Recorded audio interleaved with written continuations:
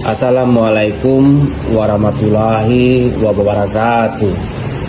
Selamat pagi dan salam sejahtera untuk kita semua. Saya FX Dwi Handokusuma, mahasiswa Prodi Magister Kesehatan Masyarakat Universitas Muhammadiyah Pontianak. Pada kesempatan kali ini, saya akan memaparkan analisis dan rencana penanganan bencana banjir bandang di Kota Bahagia dari perspektif kesehatan lingkungan. Kota Bahagia adalah kota berpenduduk 500.000 jiwa. Selama 3 hari berturut-turut, kota ini dilanda hujan berintensitas tinggi sehingga menyebabkan banjir bandang. Sekitar 40% wilayah kota terendam dengan ketinggian air 1 hingga 3 meter. 80.000 penduduk mengungsi di 45 titik pengungsian. Akses listrik dan komunikasi terputus, dan dilaporkan 5 orang meninggal serta puluhan luka-luka. Kondisi ini menimbulkan berbagai permasalahan kesehatan lingkungan yang mendesak untuk segera diatasi. 2 hari setelah banjir, muncul 4 masalah utama. Pertama, sumber air bersih tercemar dan sarana mandi, cuci, kakus banyak yang rusak. Kedua, penumpukan sampah di lokasi pengungsian tanpa sistem pengangkutan. Ketiga, genangan air yang luas menjadi tempat berkembang biaknya nyamuk dan lalat. Dan keempat, pengelolaan jenazah belum tertangani dengan baik, menimbulkan kekhawatiran kesehatan dan psikologis bagi masyarakat. Dari sisi teori pencemaran air, banjir berpotensi menimbulkan penyakit berbasis air atau waterborne disease seperti diare, kolera, tifoid, dan hepatitis A. Sumber penularan berasal dari air yang terkontaminasi kotoran manusia dan limbah. Selain itu juga terdapat risiko penyakit yang ditularkan melalui vektor atau vector-borne disease seperti demam berdarah, chikungunya, malaria, dan leptospirosis.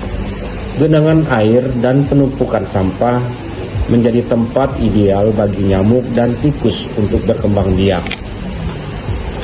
Penumpukan sampah di pengungsian menjadi masalah serius. Sampah organik yang membusuk menghasilkan bau, gas beracun, serta menarik lalat dan tikus. Sedangkan sampah anorganik seperti kaleng dan plastik menampung air hujan dan menjadi sarang nyamuk.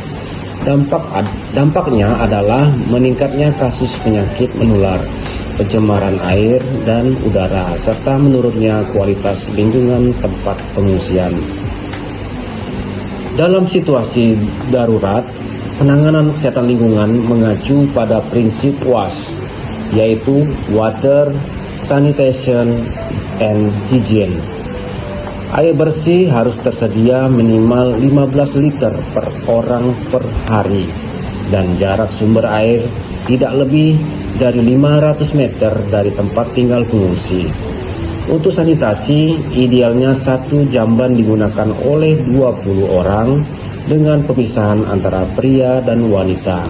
Sementara aspek kebersihan atau higien menekankan pada perilaku cuci tangan, menjaga kebersihan MCK, serta penyediaan sabun dan air bersih di setiap titik pengungsian.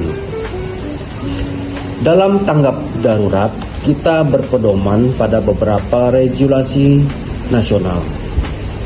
Di antaranya adalah Permenkes nomor 1501 tahun 2010 tentang penanggulangan KLB penyakit menular.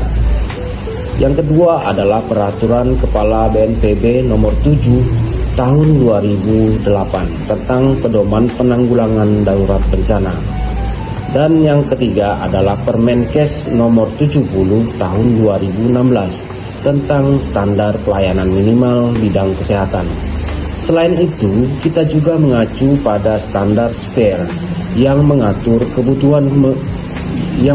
kebutuhan minimum air bersih, sanitasi, dan pengelolaan limbah di area pengungsi. Dalam kondisi bencana, pengelolaan jenazah juga memiliki prosedur tetap atau protap. Langkahnya meliputi identifikasi korban, pemeriksaan penyebab kematian, penyimpanan sementara, dan penguburan sesuai standar. Semua dilakukan dengan memperhatikan penghormatan terhadap korban dan pencegahan penularan penyakit.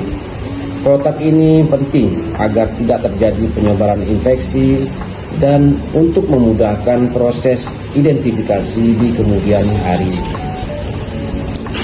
Untuk 3 hari pertama pasca bencana, ditetapkan 3 prioritas utama. Prioritas pertama, penyelamatan jiwa melalui penyediaan air bersih dan MCK portable. Prioritas kedua, pencegahan wabah dengan melakukan fogging, edukasi perilaku hidup bersih, dan pengelolaan sampah harian. Prioritas ketiga, pemulihan kondisi lingkungan dengan membersihkan genangan air dan mengelola sampah secara terpadu. Penanganan bencana memerlukan kerjasama lintas sektor. Sektor logistik bertanggung jawab menyediakan kebutuhan dasar seperti air, makanan, dan tenda. Sektor kesehatan memberikan layanan medis dan penyuluhan kesehatan. Sektor pekerjaan umum memperbaiki jaringan PDAM dan drainase. Sedangkan posko komando berfungsi mengkoordinasikan seluruh kegiatan dan memastikan semua langkah berjalan efektif. Setelah fase darurat, masyarakat harus terlibat dalam proses pemulihan. Pengungsi dapat dibentuk menjadi tim kebersihan, melakukan gotong royong, dan menjaga kebersihan lingkungan. Edukasi perilaku hidup bersih dan sehat harus terus dilakukan. Pemerintah juga perlu melakukan pemantauan kualitas air dan sanitasi secara rutin, serta memperkuat sistem air bersih dan drainase agar tahan terhadap banjir berikutnya. Sebagai kesimpulan, tanggap darurat bencana banjir tidak hanya berfokus pada evakuasi, tetapi juga pada kesehatan lingkungan. Air bersih, sanitasi, dan pengelolaan sampah merupakan faktor kunci dalam mencegah wabah penyakit. Koordinasi lintas sektor dan partisipasi masyarakat menjadi landasan utama untuk menjaga kesehatan para pengungsi dan membangun ketahanan bencana di masa depan. Terima kasih atas perhatian Anda. Wassalamualaikum warahmatullahi wabarakatuh. Selamat pagi dan salam sejahtera untuk kita semua. Sekian dan terima kasih.